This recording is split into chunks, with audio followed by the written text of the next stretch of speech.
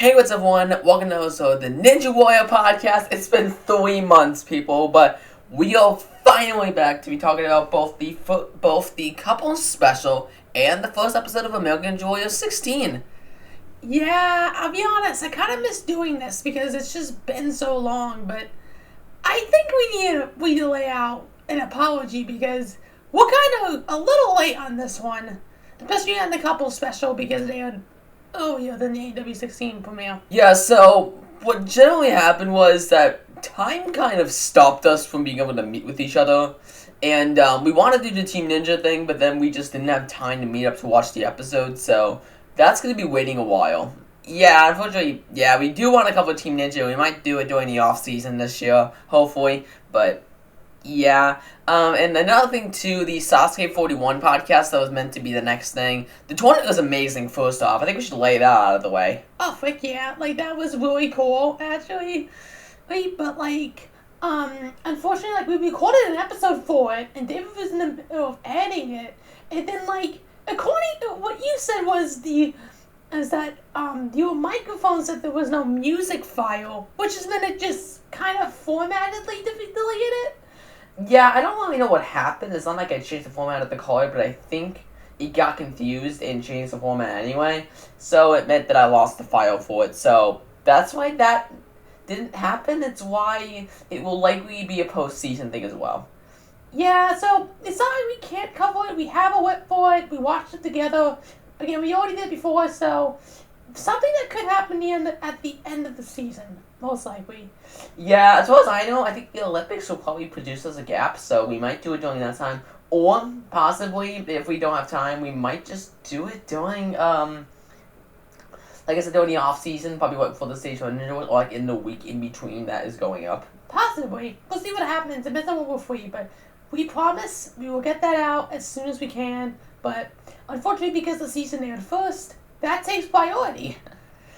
Yeah, and I think one more thing we have to address too is the women's competition, which while yes, all of us have seen, we can't really cover it since we don't have whipped the episode to really skim through and do one by one. Yeah, we don't have a whip if it's for David to edit. So yeah.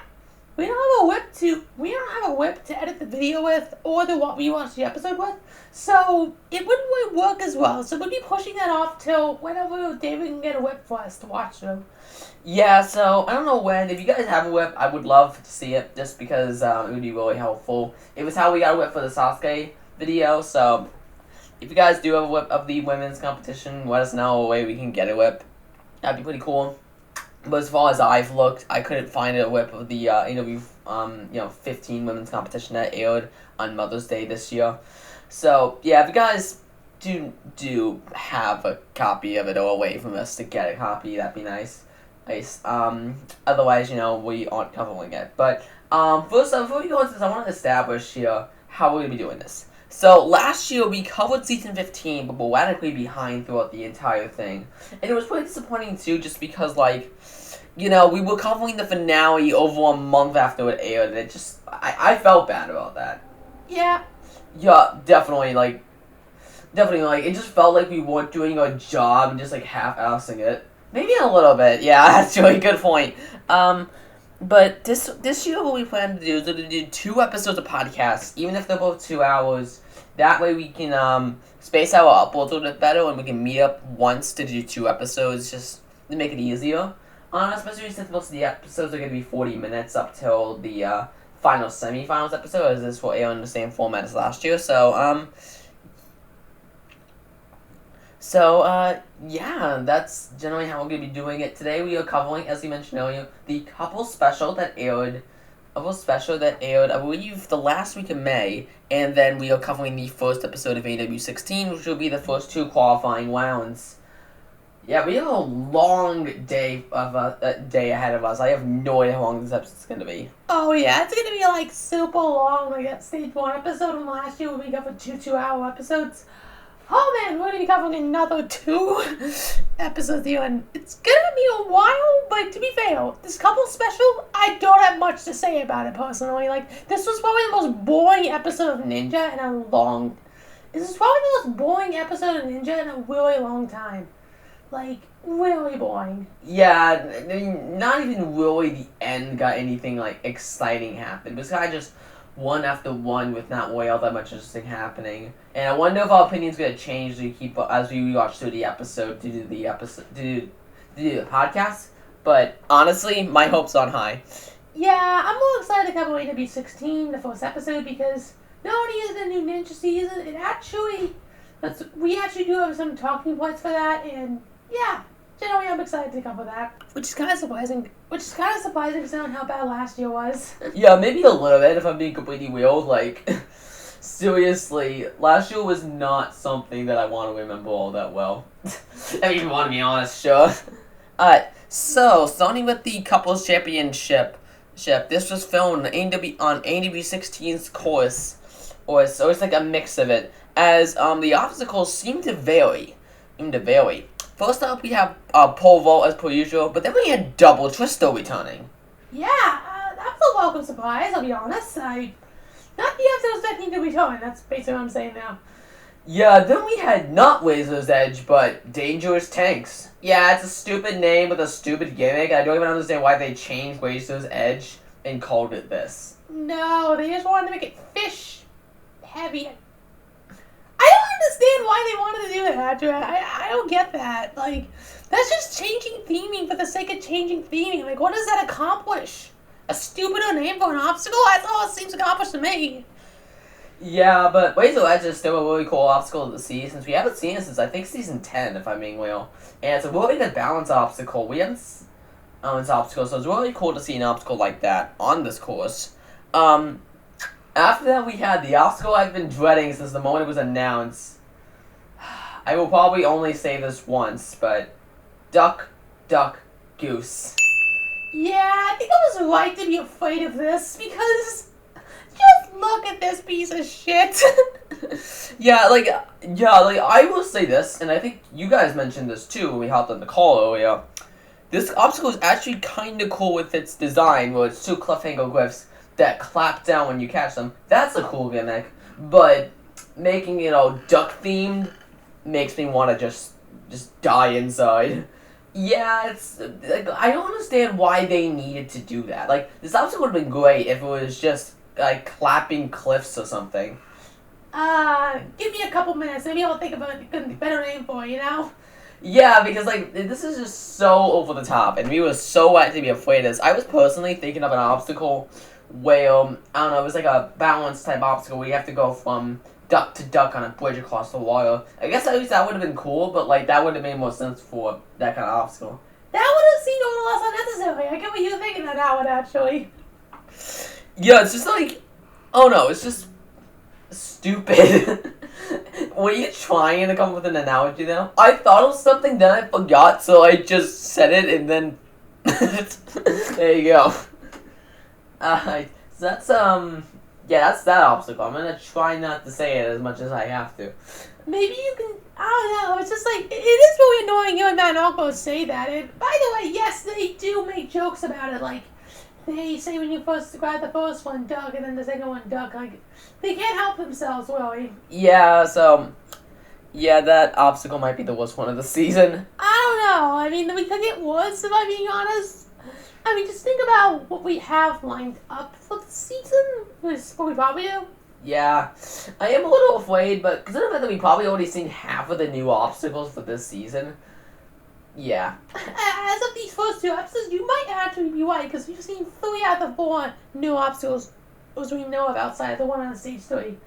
Yeah. Generally, yeah. So, after that, we have Ring the Bells, and then the standard warp wall with the mega wall not being in play. Yeah, that is that. So, yeah, that is the course that we took on. Actually, a pretty decent course, actually. Like, ignoring the over-the-top obstacles in positions 3 and 4, I actually do like the design of this course a little bit.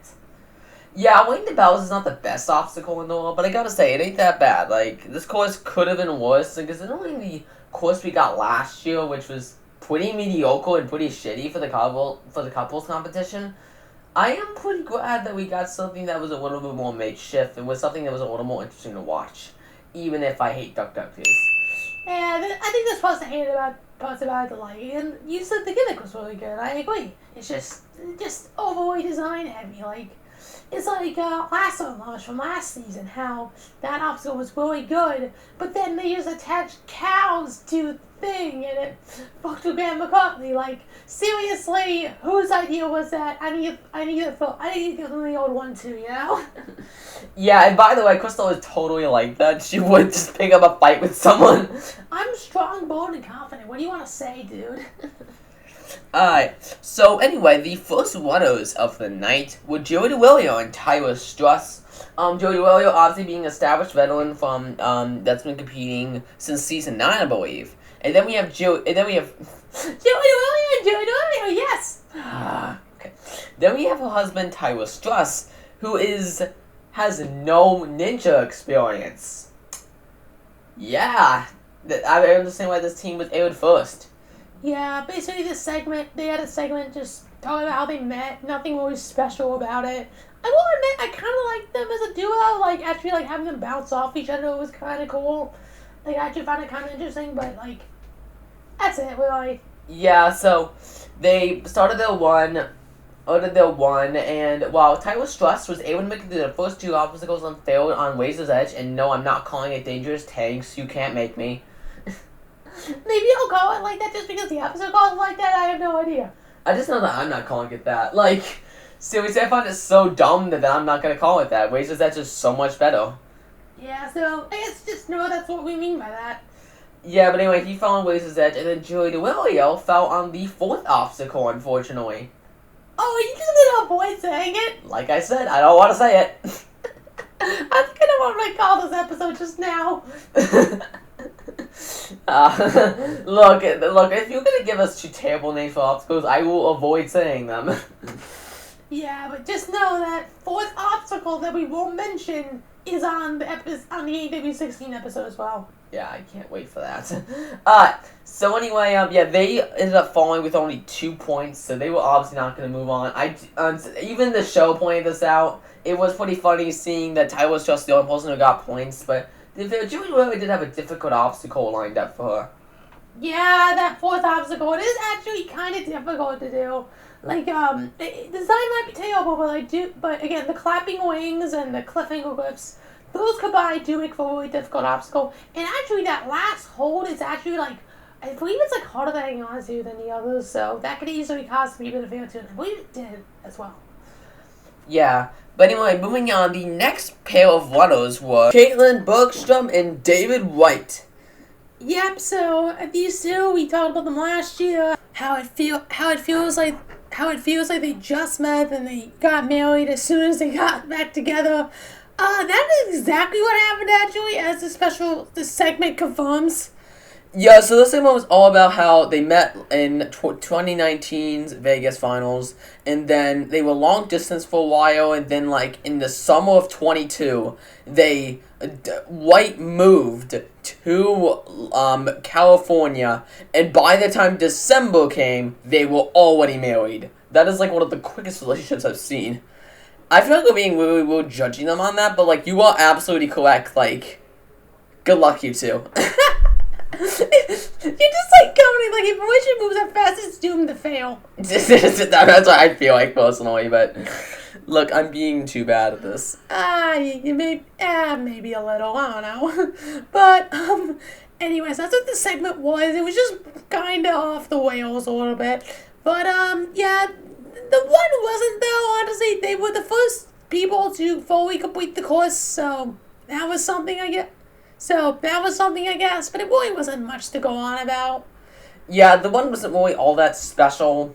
Not really. So I guess we could just move on to the next two competitors, Jared Gordon and Christina Garbino, who, I'll be honest, I don't think we needed to see. Yeah, no, not really. These two had a kind of entertaining segment, admittedly enough, where, Jared's an MMA fighter, and Christina's been a ninja a few times, and apparently she's been training for 8 years. It did not show as she fell on Ring the Bells, and then Jared grabbed no points as he fell on pole vault. Well, he had no ninja experience, I wanted to have you guys, but seriously, That's annoying. Like, the fact they even bother to show these two and made a segment for them and everything. This is called wasting time. Yeah! That's pretty good, actually. That's good. I mean, absolutely. I mean, we did not need to see those two, but we saw them anyway. And it's the biggest problem with this show. Well, one of the bigger problems with this show. They just keep on showing people they just keep on showing people we don't need to see. Yeah, and yeah, so they ended their one with 1 point, so yeah, they were screwed. After that, we had Lisa Hale and Austin Hale. They had a mediocre one, but I feel like the more interesting parts were everything else around it. Yeah, so first off, they had a segment about Lisa's, ankylospondylosis, and yes, I had to write that down on my notes just to remember what that was. It's basically just something that prevents her body from wanting to move that day due to being inflamed and having too much pressure. I couldn't care otherwise, though. Yeah, no. The whole segment was dedicated to that, really. But thankfully, we do have a really funny inside joke that they made. That's not really okay, but I guess we gotta talk about it since I wrote it down in my notes. So on the sidelines, Zoe was, their son Holden, their daughter was watching with Joey DeWillio's son, and then Zoe was holding a flag next to them, saying "Couples Champions 2044," and all I'm gonna say is that made me blood out laughing during this rewatch. Yeah. That was yeah. Yeah, I didn't even notice it the first time, and then David just blurted out laughing. I was like, wait, what the frick are you talking about? And then you point out the flag, and I'm just like, oh, that's kind of, like, not okay. Yeah, like, what we mean is, like, it's not okay to just pale people up when both of them are 1 year old. Like, same age and everything, but, like, seriously, these two could have completely different lives and never meet each other again. Yeah, absolutely, like, yeah, I guess it's an harmless joke, but it's a little bit crazy. Yeah, unfortunately, the one itself was not that remarkable, as, trying to remember, Lisa, what happened? I'm sorry, I don't remember. They actually finished the course. Right, yeah, actually, yeah. So both of them got through all their obstacles, and, yeah, they became the second finishers. It was, again, not that interesting, and I almost forgot. The joke from earlier completely made me not think of it. Yeah. Anyway, after them, we had Sandy Zimmerman and Charlie Zimmerman, because we can't just not show the Zimmermans. Yeah, so this was what I like to call pointless drama, because if you remember last year what they were doing, they were just talking about the troubles in their relationship because we care about that. And then this year they do the exact same thing except tell us that they're not getting a divorce and that they were close to, and I'm just like, no one cares. It really doesn't matter. You two look absolutely fine. Like, seriously, this is something that we really need to bring up. Yeah, so generally speaking, not interesting at all in general. As per usual, the women's, also, I guess I will bring this up too. Charlie got through his obstacles, but then Sandy, she got through Dr. You said it! Oh, fuck. I'm keeping the counter. Oh, are you fucking serious? Yeah, I'm doing that. Okay, sure. I'm down. No, she got past the fourth obstacle, but then wiped out on the fifth. And one thing I do love about this is that Akbar said she never fails to impress with her strength, and she falls not 2 seconds later. Absolute, like, accuracy in terms of, like, how much about this competitor. This is a good one, yeah. Like in general, we were talking about it last year, how, like, she's basically the new Casey Council, how she's showing all the freaking time and doesn't impress. This is another example of that for sure. Yeah, they whacked up, I think that would be 3 points. 4. Oh yeah, 4. Yeah, that makes sense, yeah, 4. And after that we had Avery Glantz and Luke Dillon. I'll be completely honest, this segment wasn't that bad, actually. Yeah, it was actually kind of entertaining, ending with the two of them. I'll be completely honest, too, I kind of I didn't think Avery's cute, so yeah, maybe I have a little bit of bias. Your gay ass has so much bias for another girl's already taken. Oh, fuck yeah, I don't care that she's 3 years older than me. I don't give a shit. Well, you know, she's only a year older than me because she's only 19. I'm 18. Like, I guess it's out a little bit. Yeah, you're eligible. Just go. Take it. Okay. We need to stop. But yeah, so Avery Grant and Luke Dunn, they both could be a last season as their first season on the show. They could both be a last season as their first season on the show. The segment wasn't really interesting, but it was just kind of interesting to see. I'm trying to remember what it was about. My God. So your gay crush stopped you from remembering? Okay, maybe. Maybe it was the only thing I could think about when we were watching that. Yeah, I need to calm down. Yeah, you really do, girl. Alright, so anyway, moving on. They won. Both of them ended up getting through the obstacles and they ended up becoming the third finishers. I will say I am really glad that I am saying that there are more than 2 finishers. Oh, frick yeah, like actual finishers, definitely. It just shows us the field for this one, that for this season was a lot better than last year. Yeah, so pretty cool one. After that, we had probably the most bullcrap fast forward in this in general. And I think it was the only one too. Like, I think there was only maybe one more. I don't remember. But Austin Gray and Jaylene Bennett, and it's who was in the top 4 last season in last season's competition, got skipped for no reason as they had the fastest time. And, by the way, unfortunately the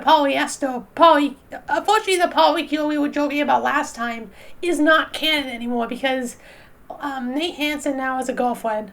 Yeah, first off, congrats. Second off, it's a little unfortunate. Are you just serious? Like, you are just discrediting an entire relationship because you can't make a polyester joke.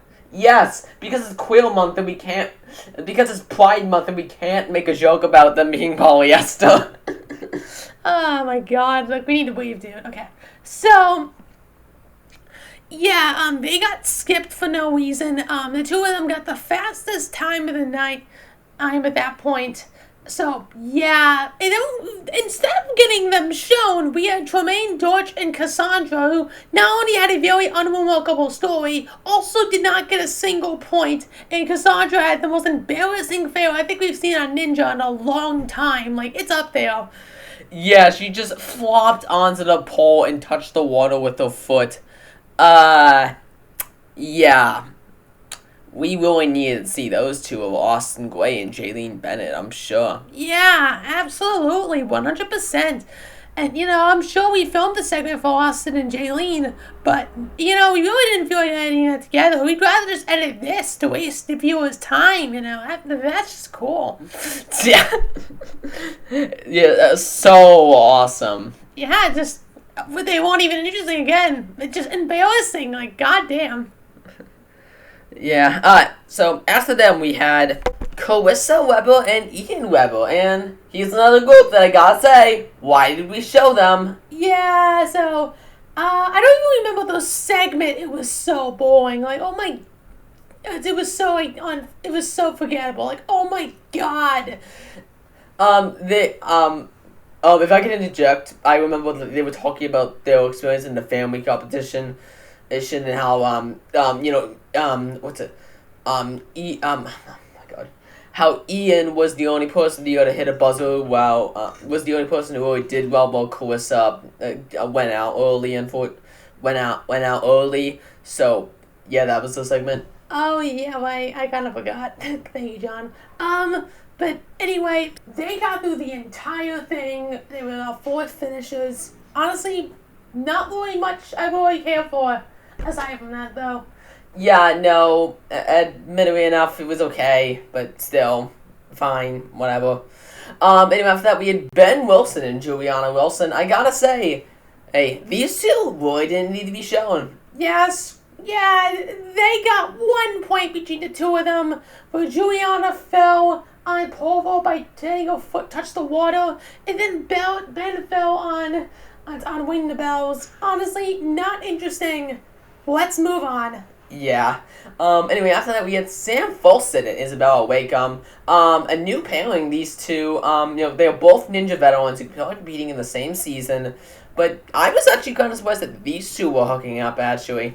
Yeah, that's the way you say it. But yeah, honestly, I wasn't expecting that either.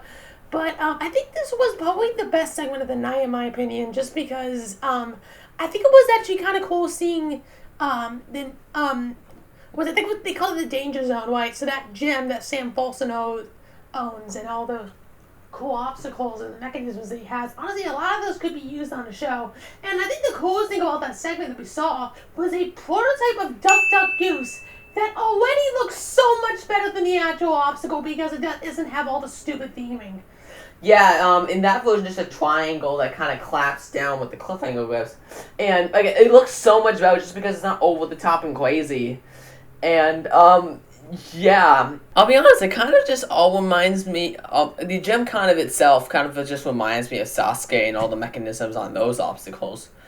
Oh yeah, because because like again these like cliffhanger dimension and like the new twin diamond just in general like Sasuke has a lot of moving parts in its obstacles nowadays, so Sasuke has a lot of moving parts in its obstacles nowadays, so generally, yeah, I kind of see it. And again, I think ANW would need some fleshing up, so it would be really nice to see some of these obstacles on. It is pretty cool that Sam's obstacle did get to be on the show, even if I'm pretty sure that, like, corporate meddling is what made it a Duck Duck Goose theming. Yeah, actually, I wouldn't be personally surprised if, like, he submitted it to the challenge, and then the corporate said, what if they were ducks, and then did that. Yeah, I don't want to know his opinions and feelings about that, honestly. Call up on the interview, we can do that. A first guest on the podcast, yes! Sure, why not? Anyway, so they had a pretty good run, getting all the way through the course and completing it. So yeah, they were 5th finishers. And then we had our reigning champs, Kyle Soderman and Megan Johnson, easily the best one of the night, purely just because of Kyle Soderman's ginormous skip on Ring the Bells. Yeah, they had a segment about wanting to use the money to finish off their house, which they started with the money from last season's. But that one, Megan Johnson was a little bit slow on the double truster, but then Kyle Soderman just comes in, it jumps the first bell and latches onto the second. That making it some big air, ladies and gentlemen. My God, that was crazy. Yeah, by far the most impressive thing in this entire special, and honestly, maybe even this season, that might be a top contender right there. Oh, frick yeah, like, it might take a while for something to top that. That was pretty cool. Anyway, after that we move on to the semifinals round, where it's the racing course, which still looks pretty bad, but whatever, it's fine, we can go over it. But it's basically just done on the one-offs course that we saw last season, and it had the obstacles. Home one, spring forward, the wing nuts, hopscotch, spin hopper, and the rope climb. Yeah, thank goodness Slingshot should not be making a single appearance because that obstacle sucked being on this course. But it's not like that makes this spin hopper is really much better, really. It might actually just be slightly better. Like, it's not close at all. Yeah, it's just, again, the problem that we laid out last year is the same thing in this course, so we'd be repeating ourselves if we were complaining again about this course. But anyway, the first race was between Caitlin Bergstrom and David Wright versus Austin Gray and Lisa Hay. Did you really just? There's 2 Austins in this competition. Can you not be surprised? Okay, fair. Versus Austin Hale and Lisa Hale. This one was actually not really all that close, but it did get close at the very end. We had Caitlin and David completely blazed past Austin and Lisa, where on the second half of the one, Austin was trying to make a comeback, but unfortunately it was not fast enough, because Caitlin moved on, and hit the buzzer before him and moved on. Yeah. After that, we had the second matchup, Ian Weber and Carissa Weber versus Austin Gray and Jaylene Bennett. The first half of this course was a completely it was a complete dead even with Austin and Ian being really close neck and neck all throughout the course. And then we have the Whippet, who immediately slowed the pace to a crawl and fell on hopscotch not 2 seconds after they started it. Yeah, Jaylene tried to go for a skip on hopscotch for no reason, and that screwed her off. Though to be fair, she did come close to making it. And then we had Carissa, who just fell because she has very little ninja experience. So, yeah, that was kind of disappointing. It kind of, Austin ended up finishing first, so their team ended up moving on, but it was just like a good start, but then it just immediately fell apart. Yeah, it's a good one, definitely. Anyway, after that we had Charlie Zimmerman and Sandy Zimmerman versus Sam Folson and Isabella Wakeham. Yep, this race was not close at all with Charlie falling on the wing nuts, meaning that Sandy was not allowed to run. So yeah, I kind of hate this segment too because they were making jokes about the whole Sandy Zimmerman versus Isabella Wakeham, saying that they had an edge just because Sandy won again in that race. But really, that was just a fluke fall on Isabel's part. Oh yeah, definitely. Like, that was so dumb. That segment was so dumb. The next race was actually a lot closer. It was Kyle Soderman and Megan Johnson versus Avery Glantz and Luke Dillon. This one was a pretty close race that we just said, where Kyle and Luke were dead on until the end of the wing nuts, where Kyle had to take an extra swing, and from there, Megan just got further and further behind, and Avery kept on moving, and she ended up finishing first with the fastest time of the night at that point. Yeah, so they ended up moving on, so kind of, we were getting new couples champions. Actually, a pretty cool race, if you ask me. Yeah, it was actually really cool to see, like, personally, I really liked seeing the two of them, for just in general. Yeah, like, no doubt about it. After that, we had the semifinals round with the final 4 couples. The first race of that was between Avery Glantz and Luke Dillon versus Austin Gray and Jaylene Bennett. This race was pretty disappointing. The women led it off, and it was kind of close. It was pretty close. And then we had Jaylene unfortunately fall on the wing nuts, giving the win to Avery and Luke Dillon. Yeah, so that was unfortunate, but they ended up moving on. After that, we had the second match, which was equally as disappointing. We had Caitlin Bergstrom and David White versus Sam Folson and Isabella Wakeham, where Caitlin immediately fell on home one. Are you serious, dude? Yeah, I am serious. Like, seriously, what the fuck? Like, why does that keep on happening to people? Yeah, it's like the 5th time when I haven't done it because we remember what happening during the season 16 episode we're covering in a bit. Yeah. Anyway, after that disappointment, it led to Isabella Wakeham and Sam Folson moving on, leading to the 2 teams in the final matchup. It was actually kind of close, where we had the 2 of them going back and forth. It came down to the men. Where Luke Dillon and Sam were right behind each other. But as the men ran, Sam was getting a lead over Luke, and then Sam was able to be faster than Luke up the spin hopper and finished the course faster, leading to them being the new couples champions. Yeah, I was actually kind of shocked. I was personally thinking Avery and Luke were going to win this, but you know what? I'm perfectly fine with Isabella and Sam winning as well.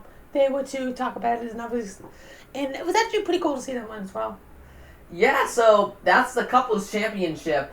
Not much of an interesting episode. The racing was very underwhelming, and the qualifying round was not much to write home about. Like you said before, the most interesting part was probably Kyle Soderman's bell skip on Ring the Bells. Nothing really else topped that in the night, and yeah, so generally I think we're just waiting to move on to the ANW 16 episode. Yeah, like, I don't really have much else to say about that one. Do you, John, at all? No, I'm good. Like, I know, like, in general, we want to stay on this, but, like, generally, I don't have anything more to say beyond, like, just telling the results. Yeah, and that's kind of the unfortunate part, too, is that we don't. But anyway, moving on, we have the more interesting part of the episode here. 40 minutes in, we are just now heading into the ANW 16 episode. I told you guys this is going to be a long episode. Fuck yeah, you knew it. Anyway, moving on. So the first episode of ANW 16. Could have been worse. That's a start. That's a start. Yeah, honestly, I think you're right, actually. Honestly, it could have been worse. For Pamela, it wasn't that bad. Yeah, so I guess we just start with the obstacles and go from there. Yeah, it'll probably be the easiest thing to go into. So starting off, the format for this season, originally, we thought it would air just like last year, would it be, 1 hour and a half long episode to set it off, and then everything else would be 45 minutes up until the last semifinal episode. However, that is not the case as of this week when we saw the second episode of the show. This season, we now know that every episode is going to be 2 hours. It's going to be an hour and a half long with 2 qualifiers. I gotta say, I appreciate that a lot more just because there's less qualifiers to go through. Yeah, I mean, there's still the same amount of rounds, and it does mean that, like, us doing 2 episodes an episode might be a little bit more difficult than we expected. Yeah, because I proposed that idea purely believing that we'd be covering 45-minute episodes for the most part. Not thinking of this. Yeah, fuck no. Like, this seems like a little much to me. But, yeah, here we are. So, I guess we'll still be doing a 2 episodes an episode thing. I don't know. I feel like at that point, it'd be more worthwhile. I don't know. It might be difficult. It's just... I don't know if I want to do that, you know? It's just like covering 4 qualifying rounds in 1 episode. Like, that's physically draining on a person, you know? I could always see it. Yeah, I mean, considering the fact that the show's going down the toilet anyway, we might just get sick of it at that point. Yeah, we might just die of insanity. Yeah, so, honestly, you might just go back to covering 1 episode an episode. I don't know. I feel like I might make it up by doing all of stage, doing like a makeup in Vegas kind of thing, where we do, all of stage 1, or like we cover 2 semifinals or something. I have no idea. We probably wouldn't cover 2 semifinals, because I guess this means it's only going to be 2 semifinal episodes. Yeah, because 4 rounds is 2 episodes in this way, so yeah. So I guess we could probably cover both in 1 session. We could try. We can always try. But... anyway, let's get into it. So, the obstacles for this episode of ANW 16. The courses weren't actually all that bad, all things considered. Yeah, so the course for the first qualifier, we'll go in order here, we'll be covering both of them today. The first round had pole vault, wheel to wheel, and yeah, I had to freaking tux my throat for that one because I have a speech impediment, so saying L's is difficult for me. Go to me. And then we have Razor's Edge, which is for some reason called Dangerous Waters, is that 4th obstacle. Jawbreakers, and then the warp wall. Just try not to advance that counter, huh? Oh, fuck yeah. Okay, so we're gonna talk wheel to wheel. That's the only completely new obstacle here we haven't discussed yet. Hate how over the top it is, but I actually kind of like the idea for a simple qualifier. Obstacle. Yeah, it's actually really simple and to the point, which I can really appreciate. Because nowadays, Ninja doesn't really like being that way. So, is it over the top and design heavy? A little bit, yeah, but it ain't that bad. And then we have, of course, that 4th obstacle we're not allowed to talk about or mention. Then we have Jawbreakers, a much tougher version that's not oriented for a racing format, meaning that they're able to go a little bit harder for it. I can appreciate this one just because, it feels like a very difficult 5th obstacle to me. Oh yeah, definitely. Jawbreakers was, not necessarily made it look like Child's Play last year, but it was kind of only failed on because of precision and the fact that it was on a racing course. But here they're able to go crazy with it because each jump, the corresponding jaw is angled downwards a bit, which makes the obstacle harder, obviously. So I do appreciate that. she's that because it just makes the obstacle is more fun in general. Yeah, definitely. Yeah, so you want to go to the first couple ones? Yeah, let's go for it.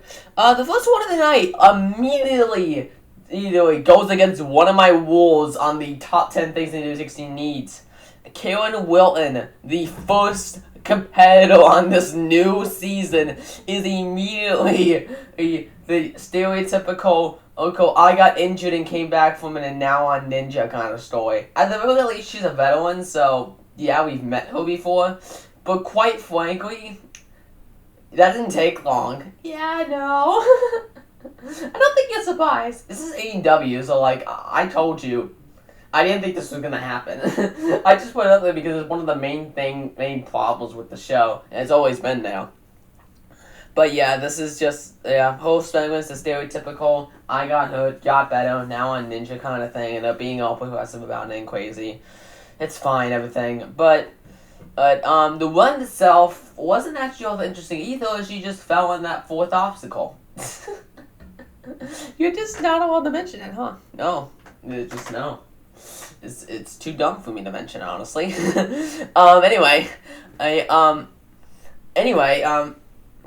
yeah, she went out there, and then we had Dylan Rubel, who was another uninteresting tale where we had a guy who made paper airplanes, and yes, that is a real sport that actually got some showtime on Ninja.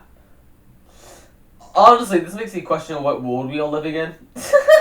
Really? Seriously, what world do we live in where on a sports show like Ninja, the most topical thing to talk about is paper airplanes. And have Man Aqua throw paper airplanes and they suck at it. Fair point, actually. They ended up going out on Jawbreakers. Not really any more to elaborate on now. No, no. And after that we had Abby Bell in a fast forward segment. Yep, she ended up going out on Wheel to Wheel. Then we had Wes Major end up going out on Not Wager's Edge. And then we had the next shown one, that being Tin Snee. Yeah, so him and his buddy Bobby, some last name I don't remember. What? Are you fucking kidding me? I don't know. It's not on my notes right now. Okay, so anyway, they end up having a segment where they talk about how both of them are what's it? Bobby's in his late 40s and Tin is 53. So the two of them talked about them being much older middle-aged people, and the fact that they're both grandfathers and still having fun despite that. I can't really say the segment was entertaining, but it was fine. It was something. Could have been worse. Yeah, and then we had. We saw his one. He ended up getting all the way to the fourth obstacle, which was pretty cool. Actually, a pretty decent one. I think he even moved on too. Let me check. On the leaderboard. No, he didn't. Okay. Okay, I guess not. My bad, that one. It's okay. It's all good, dude. Alright. So anyway, after him, we had Kyle Solzy in the next shown one. I think this was pretty cool too. Kyle ended up having a story about how he's never hit a buzzer before and he really wanted to do that. So it was actually pretty cool to see his run. One thing I will say about his segment is that they had 80 all going in for these deaf kids that he was talking about because job would be an inspiration to deaf children, and they had 80 all for those kids. I'm just like, can you just put subtitles for the sign language? It would be a little bit more respectful, actually. Yeah, you got a point there. It's like, I didn't even think about it. But then my brain just acted like, it just found it. My brain just ended up bouncing off it and then not even thinking about it. How do you even do that? I don't know. It's just something. Sometimes it's just my brain bounces off something even if it doesn't think of it. It's just so weird. Huh. Interesting. Yeah, so Kyle Solzy, his one was actually really good, getting all the way to the end of the course and hitting his first buzzer. Honestly, despite not really being all that special, it was still one of the better moments of the night. Yeah, it did stick out, definitely. I know it doesn't sound like it, but it did stick out. It's like we're falsely talking about this, we don't actually care, but we're acting like it. trying to force enthusiasm. That's it. I mean, at this point, the show's it's not gone down so far down the toilet that we might as well be doing that. Fully agree. Anyway, after Kyle, we had Bobby Mix in a fast forward segment. Yeah, he was that guy I forgot the name of him earlier, so sorry. The last name of him earlier, sorry. I mean, but anyway, he ended up going on wheel to wheel, so not impressive. Wow. Apologizing then admitting you not caring. Yeah, whoops. Anyway, after that we had Ishel Valentino, and I'm glad I remembered how to pronounce that because, quite frankly, by the look of it, looked like Excel. Also with that. Anyway, she showed off a robot at the start of the course, ended up going out on wheel to wheel as well, and then we had Anthony Porter, who honestly brings up something I'm really curious about as we get discussion. He did not compete last season, but he's competing this season, but yet they were filmed at the same time. If you want my opinion on this, I think it's more likely that, like, they probably just, like, told certain people they weren't allowed to compete on season 15, so that way there were certain people who didn't compete on one season, not the other, but, like, it is kind of weird. I get what you're saying now. Yeah, it just would seem like they would have competed, but they didn't. It's like, weird. But, anyway, so Anthony Porter, he ended up going out on Jawbreakers, and then we had Isaiah Thomas as a mid-one, and where he ended up getting one of the faster times in the night, hitting a buzzer and getting onto the 120 for the mega wall, and he just barely didn't get to the top. You're literally getting his fingertips on the top of the wall, but he couldn't pull himself up and get the buzzer, so he did not end up getting the... We never mentioned the whole 20K thing on the mega wall. Oh yeah! So they changed how much money you get on the mega wall. It's not 10K anymore, now it's 20K, which seems like you're really duking a lot of people out of that, considering how many people got it during season 15, it was still 10K then. Just seems really weird. Especially the fact that, like, they did change it half a feet taller last season as well, so yeah, it's just weird. But anyway, Isaiah Thomas, barely missed it. And then we had Milton Kunku, and I think that's a silent N in front of his name, I think. I couldn't tell you. Anyway, he ended up going out on wheel to wheel, and then we had Jesus Kapats, and yes, I did think that was spelled Jesus, so it'll Jesus before I heard the name was said. He ended up going out on Jawbreakers, and then we had Ninja veteran Stan Folson finally making a return, and after a 2-year hiatus since his first season in ANW 13. This was really cool to see. He didn't compete in the last 2 seasons, and he just won the couples competition. He's that person who designed the 4th obstacle that shall not be named, and hilariously enough, that's where he went out. Yeah, so... he designed a 4th type of event, but and cleared it doing a couples competition, but went out there anyway, which was kind of surprising. Probably the biggest shock of the night. I mean, he was fine, he still moved on, I believe, but like, it was just surprising. Yeah, for sure. Like, it wasn't expected at all. It wasn't expected at all. Anyway, moving on. Moving on. Then we had the next shown one, that being Isabella Wakeham, who had a really good one all throughout the course, despite having that useless flash screen that usually screws a competitor over. So that's the second time that's ever happened where someone actually still did well despite that. But anyway, she ended up winning the course and hitting her first season her first buzzer within the regular season. Yeah, that's pretty good.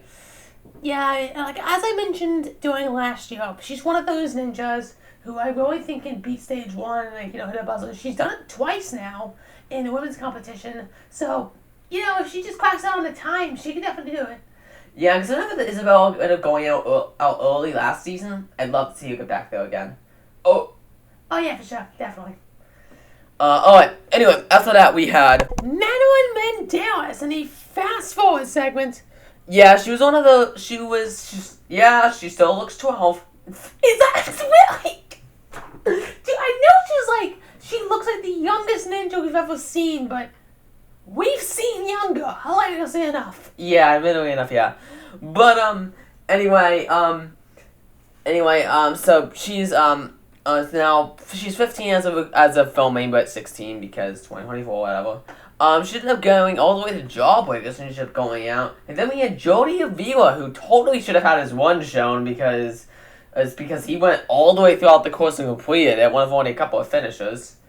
Yeah, then we had Daniel Gill's roommate, Grant Cunningham, who had a decent one, getting all the way to the end of the course and hitting a buzzer as well. Yeah, then we had, of course, the main attraction of the first qualifier, Daniel Gill, who had a big story about him, having, almost winning the show, but then Vance Walker taking his spot. Quite frankly, I don't think I would personally mind having Daniel Gill win, and if, he got through the entire thing without, having the dumb format push him to stage 4 again. I mean, if he wins the fair and square, sure, I know. I mean, he always had a long story on the show. Like you said, and I kind of agreed with. The only way we can really accept the winner for this season is if the competitor who does win has had a long story on Ninja who's able to cap it off for the win. Someone like Joe Mawosky, Najee Richardson, as we saw on this week's episode, which we'll cover next time. Sean Bryan for Rodriguez, RJ Roman, and people like that who's had a long time on the show to back up and who deserve the win at this point. So it kind of does all come down to that, for sure. Yeah, so, anyway, Gil, he ended up having a really, really good night. It's going the second fastest time of the night. At 1:17, he was the fastest shown winner.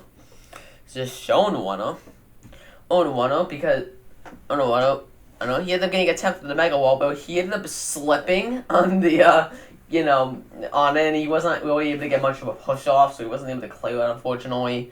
But Gil was one of the fastest times. The actual fastest time of the night was in the next fast-forward segment. They showed off Jonah Brown, who ended up getting the fastest time of the night with 1:15, fast-forwarded him. Yeah, that's annoying, and that wouldn't even be the first. This becomes a trend, because I think the last couple of nights they keep on fast-forwarding the fastest time. Yeah, around there, which is annoying. They should really show those people.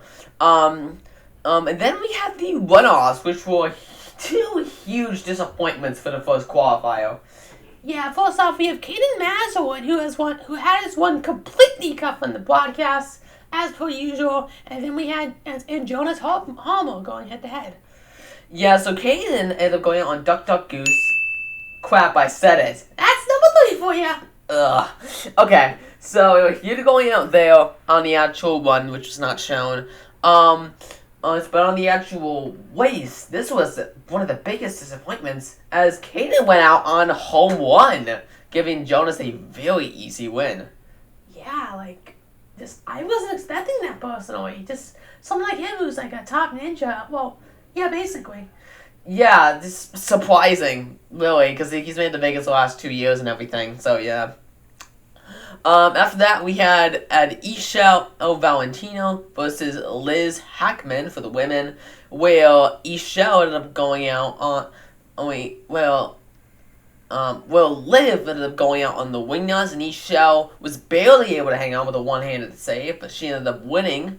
And, that's really the one-offs for this episode and this part of the qualifiers and the first qualifying round as a whole. So, any final thoughts before we move on to the second part of the episode? Yeah, not really. I don't really think I care enough. It's like those one-offs were such disappointments. I don't think I have anything more to say. Yeah, we've covered up with everyone who was shown and everyone in the top 13. So I think we can move on to the second qualifying round. We're starting off with the one from Lagdon on Dinsdale, and yeah, I did have to take multiple takes for that one. He was quite the interesting one, as they let him run the course barefoot, because that's not a safety precaution in the slightest. Yeah, so here comes this guy trying to steal Jamie Wan's fame, and it's not impressive at all, because he only got to the fourth obstacle. Yeah, so... yeah. His whole segment was about how he promotes, not wearing shoes, and I honestly get the sentiment. I don't really wear shoes all that often either. either outside of, when we go outside and stuff. But, like, generally speaking, I don't really, like, I don't think it's safe. Like, it could easily have gotten hurt on, like, a trampoline or something with those feet. So, quite frankly, I don't think this should be allowed. Yeah, like, well, I was just talking about this with David yesterday, actually. There's a guy in Australia, I don't remember his name exactly, but he is known as, like, a barefoot ninja as well. But in Australia, they actually have the rule where you can't go in the course barefoot. And that's a safety precaution. Like, seriously, like, I'm pretty sure he was even on one of the USA vs. the World specials. Like, goddamn, I think genuinely it's a safety precaution and it shouldn't be something that's allowed on the course. Yeah. After that, we had NASA Gilmore, of course, one of the breakout stars from last season, one of those 3 rookies who went all the way to stage 4. NASA had a really good run, getting all the way to the end of the course in one of the fastest times of the night, times of the second qualifier. We ended up getting a shot at the Mega Wall, which he was not able to complete, but still had a really good one. And then we have his brother Roberto in the next fast forward segment. Yeah, Roberto ended up going out on the 4th obstacle, unfortunately. And after that, we had Lila Nathanson, that same fast forward segment. She ended up going out on Razor's Edge. And then we had Kyle McCree, who was that guy with the 3-legged dog from season 14. Yeah, so thankfully this season that was not what his story was about. It was just something jumping off at that point, where he talked about a little girl who ended up taking interest in his dog, who only has one arm herself. And quite frankly, it is actually kind of cool to see. You can see, like, the bones there for her arm, it's just, like, the rest of the arm is there. They didn't really tell the story with that, which I'm curious, like, if that's, like, a bone defect or something. But, anyway, it was a decent enough story. It was kind of cool to see, this young girl do what she could with one arm. It would be really cool to see her on the show if it would ever come back. Or if it would be a thing when she's old enough for it. Oh, yeah, like, I think it actually is really interesting seeing someone with that kind of disability compete, because it's not like you could just have, like, a prosthetic hand doing the work for you, like, a certain guy from last season that we know for a fact is competing this year because we saw him on the sidelines for this night. Yeah, I don't remember his name. Yeah, just trying not to say his name. We're just making jokes about alluding to different things without actually saying it. But there's a lot of things you could call this episode, so I cannot wait to name it. Anyway, he ended up having a decent enough run going out on the 4th obstacle, and then we had Zoe Tizen, a fast forward segment. Yeah, she went out on Razor's Edge, and then we had Elijah Browning, probably another one of those biggest shocks of the night right here. Yeah, Elijah, he's had one of the fastest times the last couple of years. He's also been a top ninja. But he ended up going out early on the 4th obstacle. Pretty surprising if you ask me, because, he's one of those top ninjas. Yeah, if he actually, didn't qualify for the runoffs, like, damn, that was something. That would have been something. Yeah, and then we had Jen Sanders in the same fast forward segment. She ended up going out on Ring the Bells, and then we had Owen Dyer as the next shown one. He had a story about his little brother, who I don't even really remember the name of, nor do I care, because it wasn't interesting at all. Just, yeah. But so rude. Yeah, it's like, these people are just like, it's like, here's my story, and he's like, boring, just like, excuse me.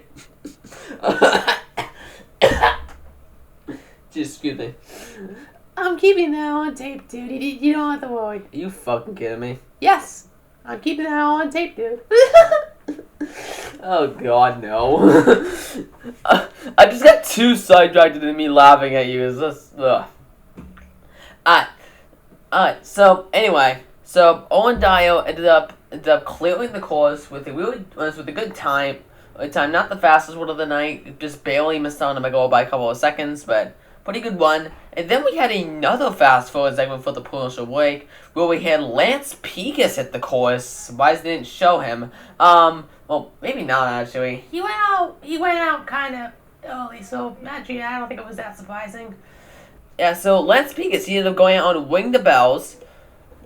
And then we had Alex Nye, a Ninja veteran, who ended up going out To the finishing the chorus, and then we had surprising enough Ashley Bookstrom or Ashley McConneville, Caleb Bookstrom's wife, who was all injured earlier during the couples championship, but she was better heel, obviously, since she competed in season 15.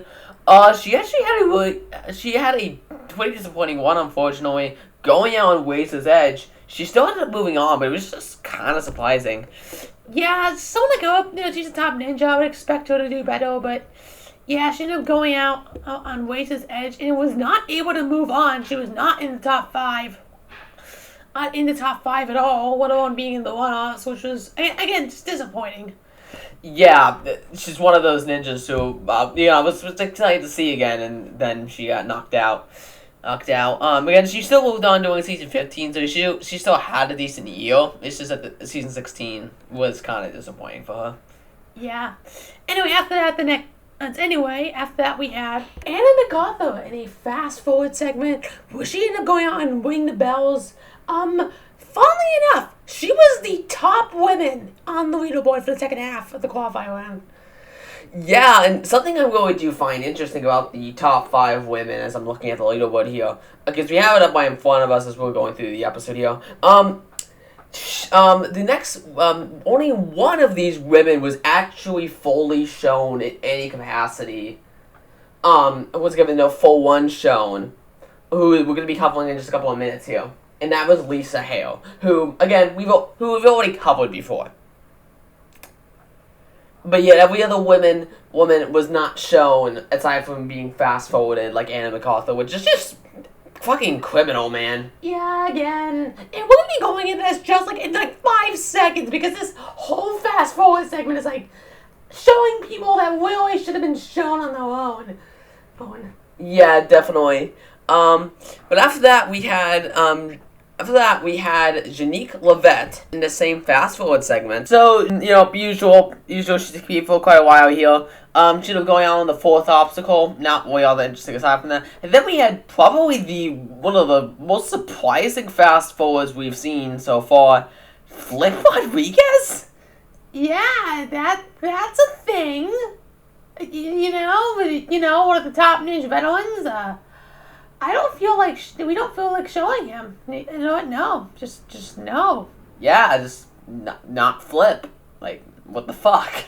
Seriously. I mean, they didn't even feel guilty about it. They just didn't show him. He got one of the fastest times. I think it was the 3rd fastest. He got shot at the mega wall. He might have missed, but who the fuck is? You show Flip Rodriguez. He's Flip Rodriguez. Yeah, and in addition to that, the person they show instead is Lisa Hale again, who, if you guys remember, we covered earlier tonight, earlier in the episode during the couples special, and no different. The story is no different whatsoever. It's still the whole ankylosis spondylosis, whatever the fuck it was. I think it was ankylosis scoliosis or something like that. I don't know. I know, we said it earlier. And the point is, we already covered this earlier. What the fuck? Who cares? The segment is no different. It's literally exactly the same, just them repeating themselves. We did not need to see this again.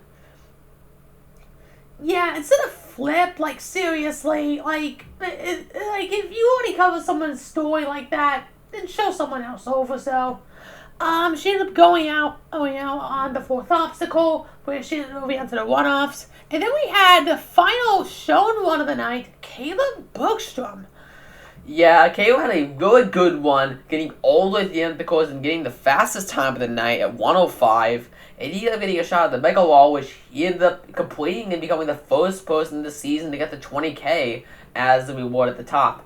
I'm pretty happy for Caleb, actually, Yeah, since last season I've been kind of indifferent to him, because he's kind of I can never always see him winning, but he got the stage 4 legitimately as well, so, he was a Halo guy, Yeah, kinda. Caleb got a really fast time, got the Mega Wall. After that, we had a kind of a small fast-forward segment with Jan Van Dalen, who was a country girl, who I don't know why they ended up showing her, because she went up on Double Trista and, did not move on.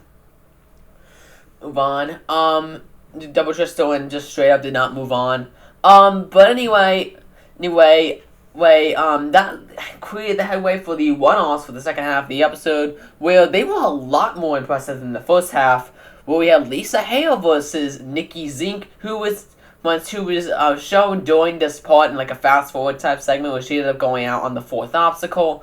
It's on the fourth obstacle.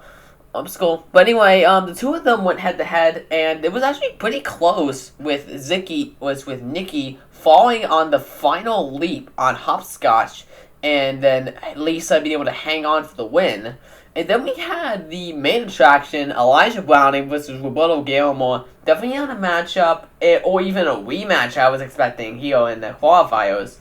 But as you can tell, these two are well-known veterans, so they brought on a show, and for the first time in the qualifiers, the race was actually a buzzer beater, where the two of them, they were neck and neck all throughout. But then Roberto tried to take the lead at the end of hopscotch, where he kind of flopped onto the pad because of the flipping wall that's you have to get into over and over this mount. That ended up kind of made him just land flat on his chest.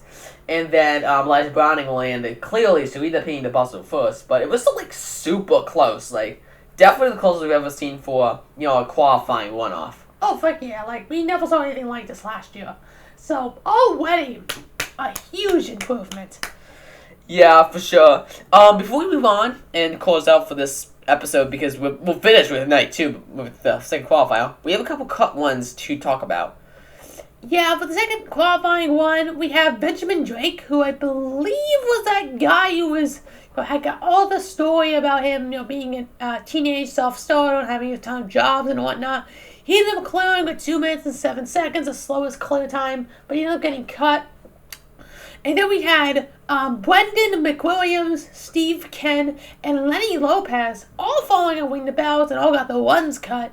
So really, the second half of the night really got the shaft side when it came down to that.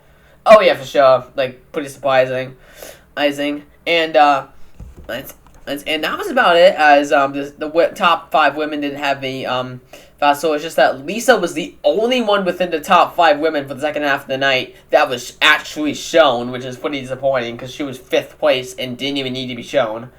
Yeah, because we had Anna McCarthy, who honestly probably should have gotten shown over her just because fast, top seed and all that. Yeah, for sure. So, generally speaking, night 2 was, it depends on how you look at it. We had a lot more talk about it, but we also had, the editing kind of got worse because they ended up showing people that really didn't need to be shown over people who should have been shown, Flip and all those people on the top 13 that weren't shown, and Elijah Browning, Roberto Gilmore. I was saying Elijah because he could have easily been edited and pasted out like a shocking fail, because he had a 1 and a 1-off in order to get in, which is surprising. Yeah, definitely. And yeah, that's it. We are finally at the end here. Yeah, we are. This episode is probably gonna be like an hour or so. Hour and 10 minutes, I'm gonna say, around there. Generally speaking, this is gonna be a long one for sure. Yeah, hopefully I don't take too long. Hopefully it doesn't take too long to edit for you. Yeah, hopefully not. We should be doing okay. Hey, both of us got out from school, and well, yes, I'm going to be going to the next stage of my life. We're still going to be meeting up to do the episodes of the podcast, and we're just going to see what happens, generally. Yeah, so the next episode of the podcast will most definitely be covering the second episode of AW 16, the 3rd and 4th parts of the qualifiers. It could easily also cover the 3rd episode too, but we're probably just going to try to focus on covering the 2nd episode. But it kind of depends on when it releases and all that stuff. So, we'll see what happens. It kind of depends on when this one releases, but we'll see what happens. Anyway, we'll see you guys next time. Any other final words? You just don't have to drag it out, dude. Just no. Really? Okay. Alright. And we'll see you guys next time for that.